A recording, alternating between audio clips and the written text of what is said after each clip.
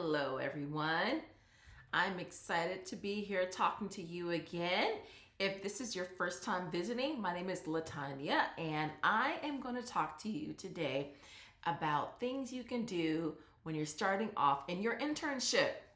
So, if you don't know a lot about me, I am an HR professional. I have executive level experience in all different levels of HR.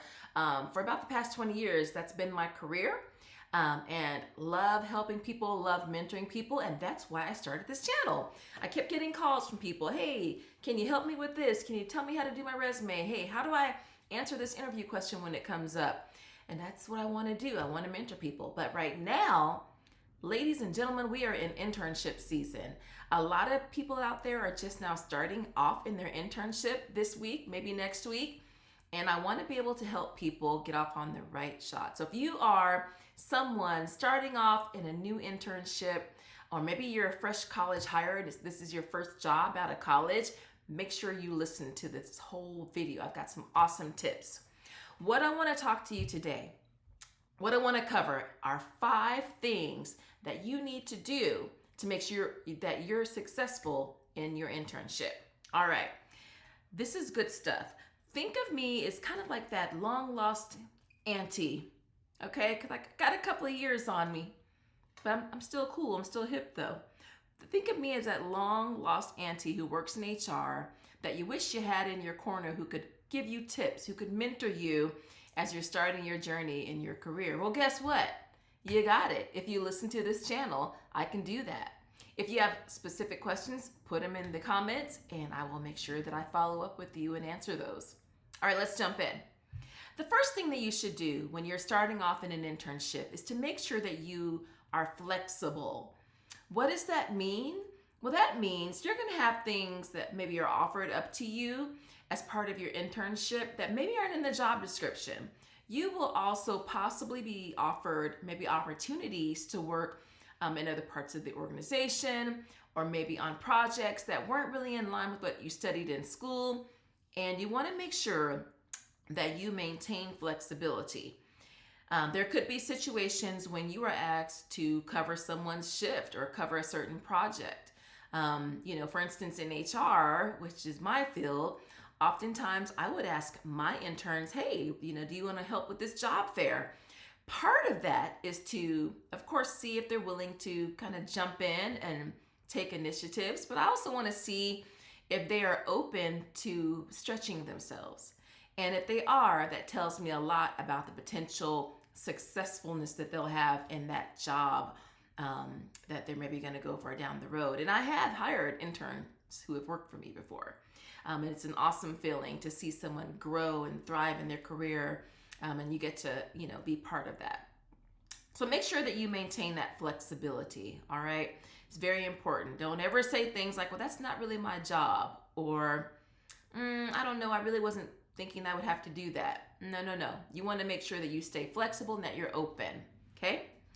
Second thing that you want to do in your internship is ask questions. Okay, this is probably one of the main times in your career when you are expected to ask a gazillion questions, right?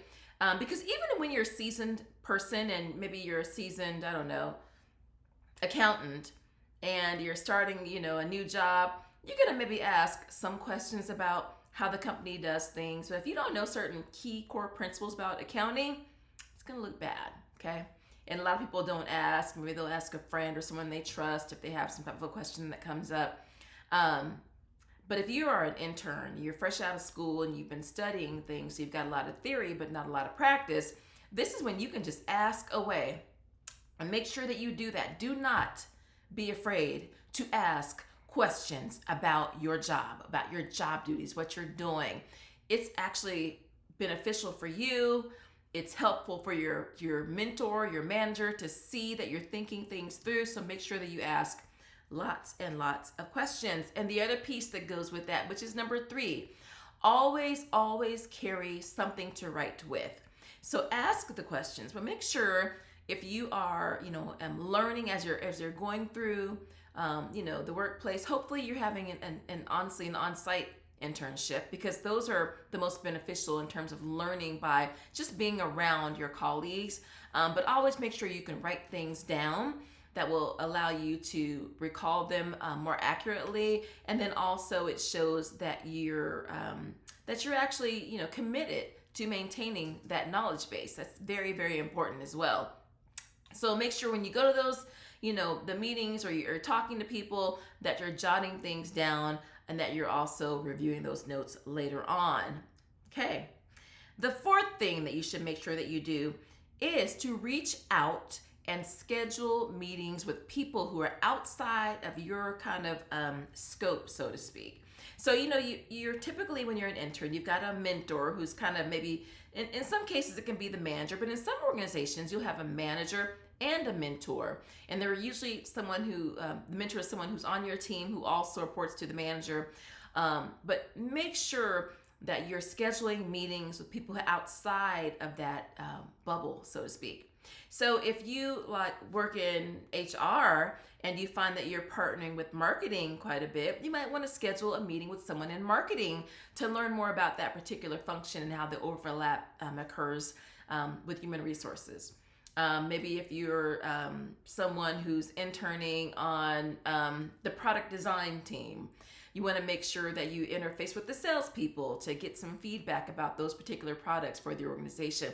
It's important to show that you're, again, thinking things through and that you're taking into consideration, cross-functional collaboration, meaning how teams who have different functional focus areas collaborate with one another, and it'll make you stand out from the crowd. So reach out and schedule those meetings proactively. You don't have to wait for someone to say, hey, new intern, make sure you meet with this, and this person. If there's some other part of the organization that you're curious about or you think would be beneficial for you, make sure you reach out to that person as well. You might want to run it past your mentor to make sure that they're aware of the potential meetings, but be sure to reach out. And do not be afraid to reach out to higher level people. In my career, I've had people, interns, reach out to me and say, hey, I'm kind of thinking about HR, even though I'm doing my internship in finance. I've kind of got a little curiosity about the HR function too. Do you think you could meet with me? Are you kidding me? Absolutely.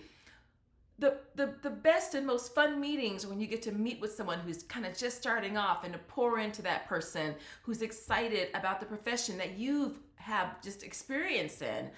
So for someone like me, my cup runneth over. So let me share and pour into other people. So definitely make sure that you are doing those things. Reach out to people. Don't be afraid to reach out to the VP or the SVP.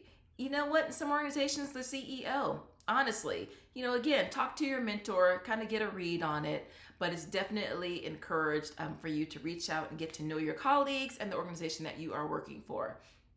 And this last one, this is really critical. And I'll tell you, in my career, I've actually worked in organizations where I have, from soup to nuts, ran the internship. Myself and my team have designed the internship program and literally, hired the people, ran it, and from the interview process to the end of the year project. And started off early in my career, actually being an internship coordinator. So have a lot of experience in this area.